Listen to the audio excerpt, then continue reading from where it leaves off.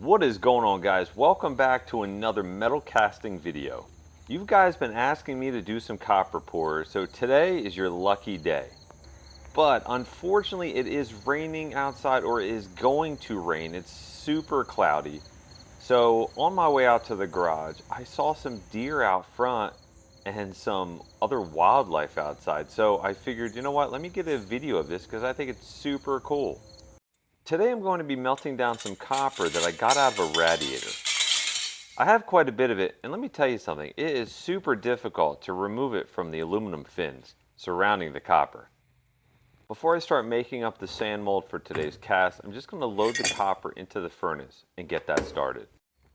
So for today's cast, I'm going to pick my New Jersey Devil bar that I made. So I made this out of aluminum, and I've got a lot of positive feedback on it.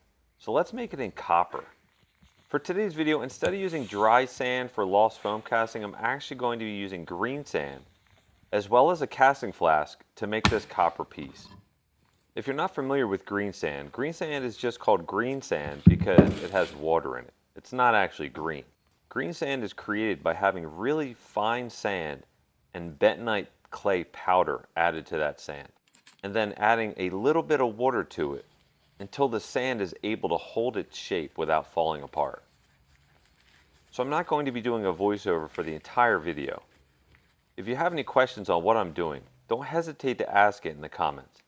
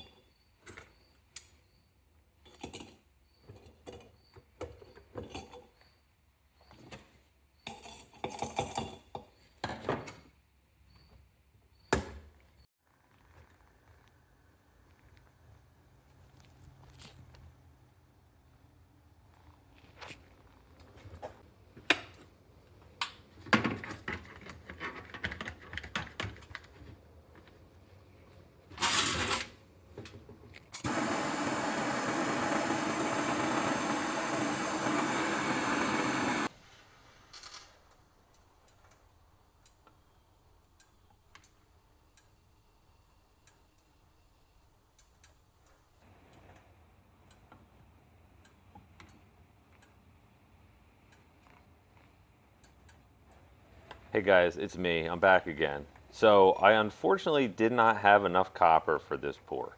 So for my next pour, I'm going to make sure I have enough.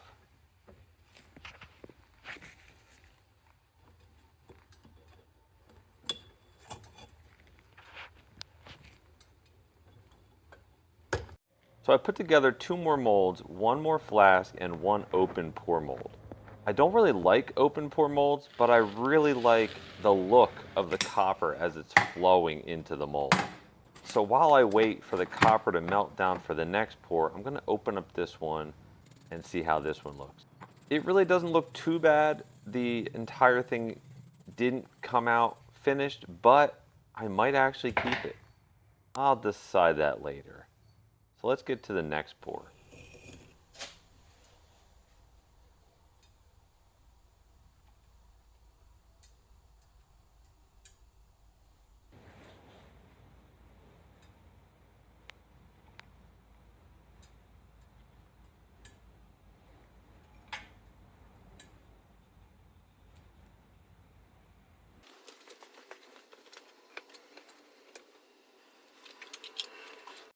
So for this one, I had enough copper. You can see it here, but it did shrink a little bit in the middle. But at this point in time, I don't think it affected the cast.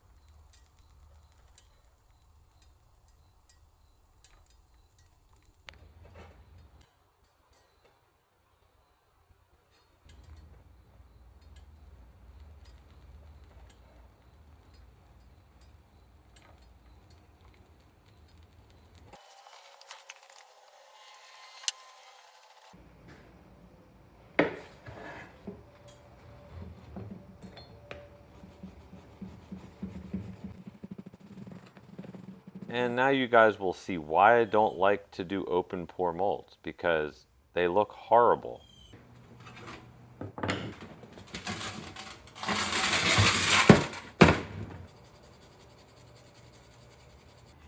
So this one came out really good as expected. So now I'm going to cut off the sprue and then sand it down.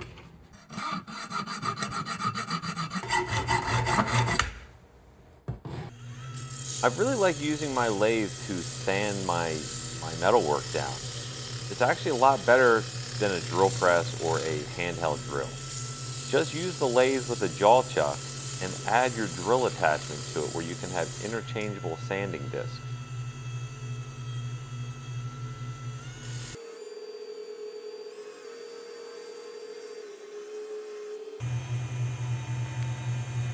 After cleaning up the face of this, I then had to remove the flashing from the sides of it. And for this, I like to use the Weaver MM4113 belt sander. If you'd like to pick one up for yourself, check out my affiliate link in the description below. These things are super cheap and do a great job.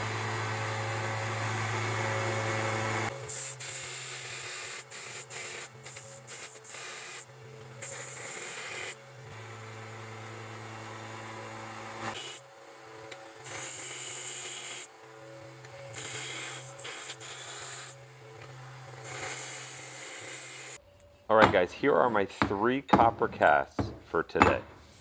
Here's the first one I poured that I didn't finish filling it out because I was short on copper. It actually did come out pretty good. And here is the open pour mold. It has a pretty cool texture on the backside, but the face of it is not good at all. It wasn't able to pick up all of the pattern, and you can see on the bottom left, it did not even pick up Heinrich's Made. And this is the third one I cast, and this is the best one out of all 3. I really like this more than I like the aluminum ones, but copper does take a little bit more time to heat up and melt than aluminum. But I really like how this looks, so I might be making more.